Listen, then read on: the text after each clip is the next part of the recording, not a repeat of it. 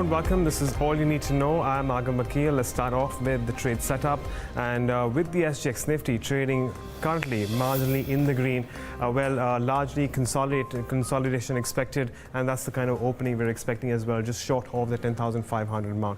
But moving in, when it comes to the ADRs, well, we really haven't seen too much to go for, considering we saw mixed cues coming in from the American markets. That said, ICICI Bank has the deepest cuts, followed by Vedanta and Tata Motors. On the other hand, something like an Infosys, Wipro, or for that matter, Dr. Reddy is looking at a little more consolidation going in.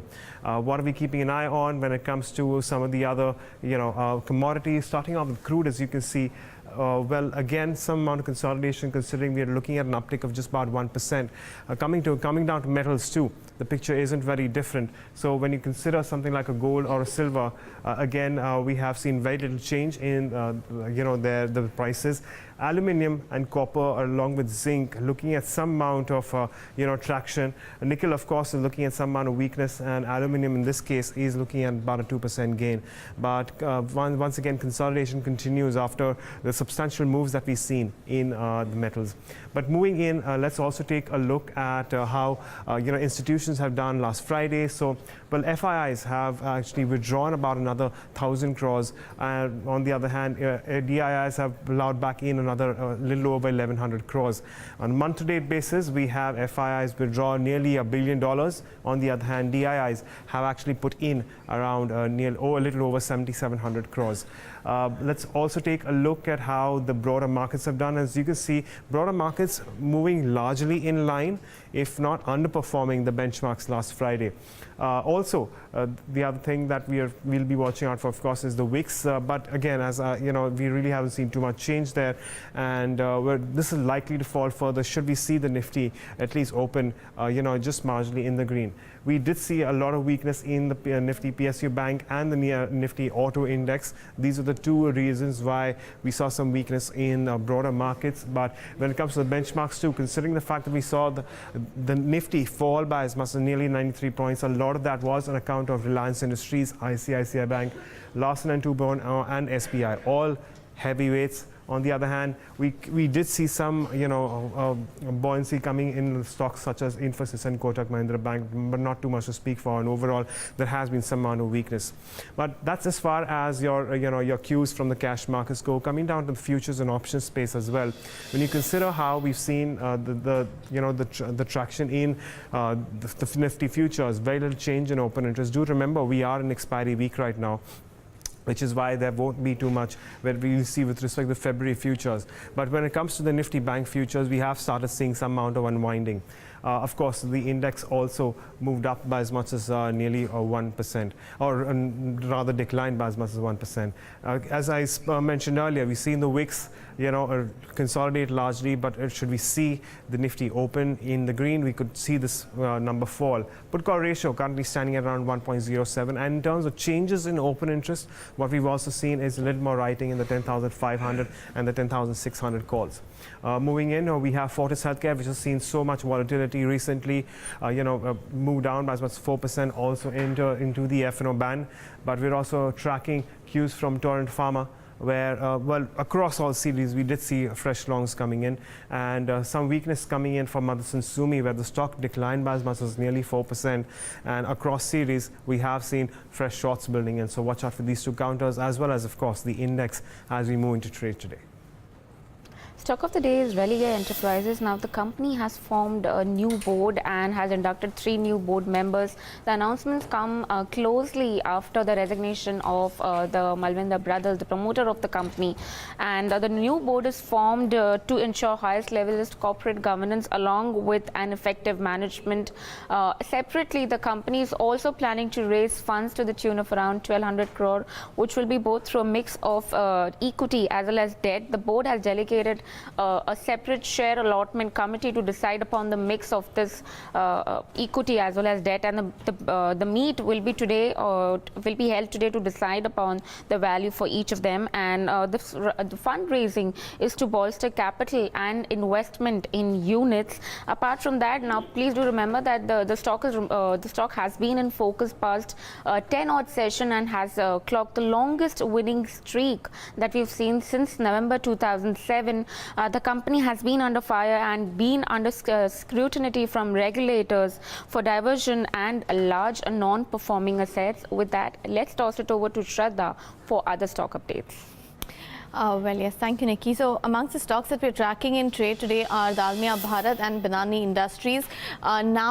This is a Bloomberg report which says that Dalmia Consortium is set to have bid for over 6,300 crores for Binani Cement, while Ultratech is set to have bid for just about 6,200 crores. So, watch out for reactions with respect to Binani Industries, which is the holding company for Binani Cement, and Dalmia Bharat as well. We're also looking at further developments with respect to the PNB fraud case. Now, City Union Bank has said that they have suffered 3 fraudulent remittances, a smaller exposure of 12 crores as far as this bank is concerned.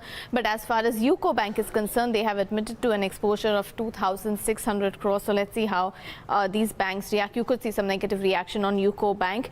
We're also tracking Prestige Estates. Now, this is according to a Times of India report which says that Singapore's GIC may buy 40% stake in the company's rental unit, and for that they would shell out about 1,400 crores. So watch out for that name. You also have a PTI report which says that Power Grid has emerged as the lowest bidder for a 1,000 crore transmission project. You have Natco Pharma, where the US FDA completed inspection of the company's Mekaguda API unit with no observation. So you could see some sentimental positive reaction on that name.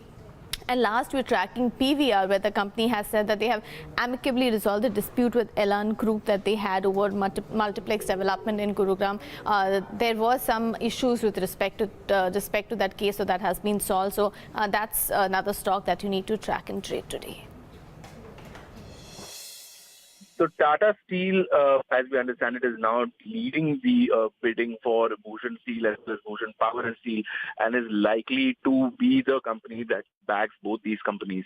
As we know, Bhushan Steel and Bhushan Power and Steel were a part of the 12 large companies that went into the insolvency and bankruptcy system because banks had to do that under RBI's directions. Now, what we understand is that on Friday there was an informal meeting of lenders of Bhushan Steel, wherein they opened the bids that had come in. And according to the information that some of our sources are telling us from the banking industry, Tata Steel has made a bid of about 45,000 crore. In this 45,000 crore, about 35,000 crore goes to the financial creditors, while the rest of the money is split between the operational creditors as well as the working capital needs of the company. In Bhushan Power and Steel's case, Tata Steel has bid about 17,000 crores. We don't so far know the details of that bid, but in both these cases, JSW Steel was the other bidder, and Tata Steel has managed to outbid them in both cases. In Bhushan Steel, JSW had bid about 30,000 crore. They had come in with a consortium of 2 other parties. While in Bhushan Power and Steel's case, JSW had bid about 11,000 crore. So there is a clear gap between what Tata Steel has bid and JSW has bid. So under the IBA norms of insolvency negotiations, the lenders will only be talking to the highest bidder. So it seems that Tata Steel is most likely to back both these cases. There are some new developments in the Nirav Modi Punjab National Bank fraud case, in which the Mumbai Sessions Court has sent the authorized signatory on behalf of Nirav Modi, Hemant Bhatt, and the 2 accused officials of Punjab National Bank, retired Deputy Manager Gokulnath Shetty and single window operator Manoj Kharat, to police custody for 14 days. The remand application of CBI has observed that the scam may likely be over 6,000 crore rupees, and it also suspects some other unknown officials of Punjab National Bank to also be involved in the case. Even as the investigation is still ongoing, the court has allowed the legal counsels of all the 3 accused to be able to meet the accused during the police custody. Kharat के लिए वो innocent है, 2-3 साल ही उनको bank में join होके हुए हैं, तो उनको फॉरेन एक्सचेंज का पूरा नॉलेज नहीं था, उसका फ़ायदा किसी ने उठाया और उसको जो काम वो करवाया। उसने क्या किया है डिटेल में, इसके लिए हमको भी वो पूरा जानकारी नहीं है। इसके लिए जो अगर मैंने आपको पहले ही बोला कि जो जनरल सेक्रेटरी है वो उसमें एक चीज़ जानना चाहेंगे, सिर्फ इतना बता दें कितने सालों से काम कर रहा था 3 साल बैंक में रोल क्या था? बैंक में काम रोल क्या? क्लेरिकल का रोल है, क्लेरिकल का रोल है, टाइपिंग करना। जो ऑफिसर बोलता है, मैनेजर बोलता है, टाइपिंग करने का काम है उसका। किसके निर्देश आपको लगता है जिसकी वजह से? और उसकी जगह पे दूसरे लोगों ने भी काम किया, वैसे ही काम किया है, लेकिन सस्पेंड इसको किया गया, अभी बलि का बकरा बना। ऐसा है। तो आपको लगता है प्रफुल्ल शेट्टी के निर्देश पे उन्होंने कुछ टाइप किया होगा? शेट्टी के निर्देश पे कुछ टाइप किया? हाँ, जरूर। सर यूनियन अभी क्या करेगी अपने बच्चों को बचाने? देखो भाई, अभी हम लीगल लड़ाई तो लड़नी पड़ेगी ना हमको। उनका लीगल प्रोटेक्शन और लीगल एक सवाल है कि साल में एक बार तो उनको बैंक में वापस लाना, ये हमारा ध्येय होगा, क्योंकि हमको पूरी तरह से पता है कि वो इनोसेंट है, इसका इसमें कोई हाथ नहीं, न उसने उसमें से एक पैसा खाया हुआ। सीबीआई का जो रोल है, कहना है 120B के तहत हनुमंत खरात को अरेस्ट किया है। उनका कहना है कि मोदी और दूसरे बड़े गुर्गों के साथ में इसकी जानकारी थी, इसके कॉन्टेक्ट्स थे, अंडर मैनेजिंग ये काम करते थे, इसलिए हमने 120B कॉन्फ्रेंसिंग में उनको अरेस्ट किया है कि उनके साथ में इसका रोल होगा। उनके जो जनरल मैनेजर थे वो गोकुल नाथ शेट्टी के कहने पे जो भी वो आदेश देते थे, जो भी कहते थे और जो भी डिक्टेशन देते थे, वो डिक्टेशन के हिसाब से वो टाइप करते थे और लेटर तैयार करके सेम अपना सिग्नेचर करके उनको वापस करते थे कि जैसा आपने मुझे कहा है मैं वैसा ही लेटर बनाया हूँ, आपको ये दे रहा हूँ। We're extremely excited to be able to sign a framework agreement that would lay out the steps required to build the world's first Hyperloop right here in the state of Maharashtra, connecting Pune to Mumbai and hopefully carrying millions of passengers a year. You know, you have been working on the Hyperloop technology for roughly around 4 years now. Can you give us an idea of when do we as Indians or Mumbaikers will be able to get the Hyperloop in Mumbai, Pune? Well, last year, historically, we've demonstrated for the first time in the world an actual operational Hyperloop. We did that at our test and development site just north of Las Vegas. And that was a big moment for us, having taken all the brilliant minds and engineers that are working on this technology and prove that it works. So that's done. And obviously then the next part of our company's focus was to find a route and a government that wanted to demonstrate that capability and then put it into production. Obviously, we think we've found tremendous support here locally, not only in Pune and Mumbai, but as well as in the state and at the federal level. And I'll lay out the time frame for you. In the next 6 months, we're going to do a detailed engineering study, having already completed a successful pre-feasibility study. This feasibility study will look at environmental impact, detailed costs, station locations, economic benefits.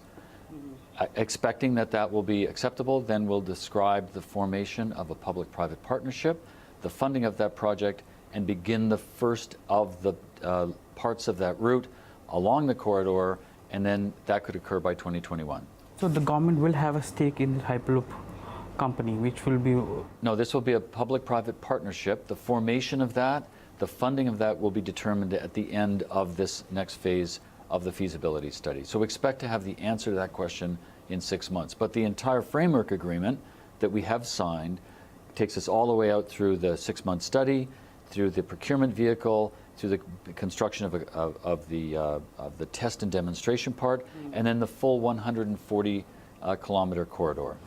And I understand that it's going to be operational in 6 to 7 years is the timeline which you have, because in 3 years you're going to start the test, and in another 3 years you're going to put up the entire operational facility, so that the Hyperloop would be operational in 6 to 7 years for Correct. people. The full route, the full 140 kilometers. But the next 3 years we'll see the completion of this first demonstration part of that. Then we need to work with the regulators to certify the technology and make sure that safety requirements and all the things that both you and I would expect are in place. That then will happen concurrently with the construction of the full 140 kilometer route. All of that is expected to happen in 6 to 7 years, and the demonstration route in the next 3. You know, it's a big infra project from any standards in India, and Hyperloop itself has raised what, $250 million in the last few years. I'm assuming that you have to raise more funds for this project, because if everything goes on time, India would be the first country to have a hyperloop connectivity between two cities.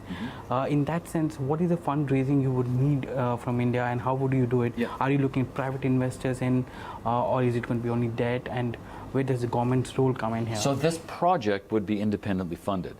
This project would have our involvement, but as well we expect to have many important partners in India and elsewhere that actually can see the economic returns on this project. It is one of the best economic returns we've analyzed amongst dozens and dozens of routes around the world. So we're very convinced that private investors, Indian investors, as well as international investors will be very intrigued with this project and will join us in forming that public-private funding for it.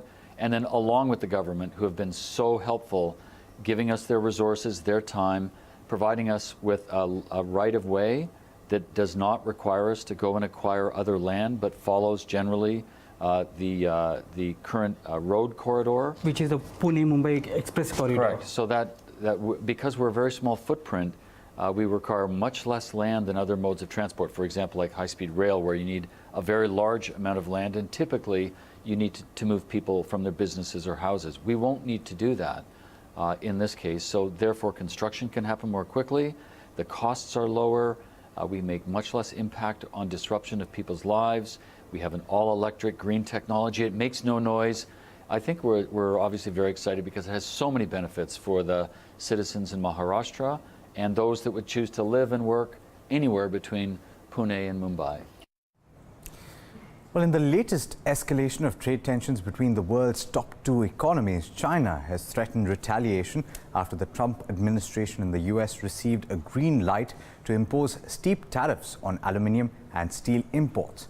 US Commerce Secretary Wilbur Ross on Friday recommended a possible global tariff of at least 24% on imports of steel and 7.7% on aluminium after investigations into trade in both metals determined that import surges seen in recent years threatened to impair the national security of the United States. The US Commerce Department argued that the rapid rise in China's production of steel and aluminium in recent years has depressed international prices. Kobe Steel has warned of the ramifications of this move, saying that the measures, if enacted, will make it difficult for the industry to avoid an impact. Well, there's clearly lots to talk about over the course of the day, and you'll find all the live market action right here on Bloomberg Quint, and also all the news and updates and analysis. But there are also several stories on the website bloombergquint.com. Here are just a couple. State-owned NTPC is in talks to buy out the equity of state utilities in some of its joint venture projects, apart from taking over some of their stressed businesses as part of its drive to augment capacity. ONGC Videsh will bid for development rights of Iran's giant South Azerbaijan oil field in direct competition with global giants like Shell, Francis Total, Petronas and Gazprom. Well, Prime Minister Narendra Modi, who laid the foundation stone for the Navi Mumbai International Airport in New Bombay over the weekend, pointed out that airlines in India had placed a large number of orders for new planes this past year. This, he believes, is a sign that the aviation industry in India is really taking off. The first phase of the new airport, which is being built by the GVK Group, is expected to be completed by the end of 2019. The Prime Minister also chose to highlight one of his government's pet projects, the Udan scheme, to drive home the point of how the aim of his government is to make flying more affordable in India. इस एक वर्ष में इस देश के aviation sector से लोगों द्वारा 900 नए हवाई जहाज के ऑर्डर बुक किए गए हैं। यानी आजादी के 70 साल हो गए, 450 और इस एक वर्ष में 900 नए हवाई जहाज खरीदने का ऑर्डर बुक हुआ है। आप कल्पना कर सकते हैं कि कितनी तेजी से एविएशन सेक्टर आगे बढ़ रहा है, और एविएशन सेक्टर रोजगार की भी नई संभावनाएं लेकर के आता है। और अभी जब देवेंद्र जी बता रहे थे कि इसके साथ ये इंफ्रास्ट्रक्चर बनेगा, जल से, जमीन से, आकाश से, इसके कारण इकोनॉमिकल एक्टिविटी कितनी वाइब्रेंट होती है। Well, that's all you need to know going into trade today, but there's a lot more coming up. Indian Open is up next and it'll take you through market opening. Thanks for watching. This is Bloomberg Quint.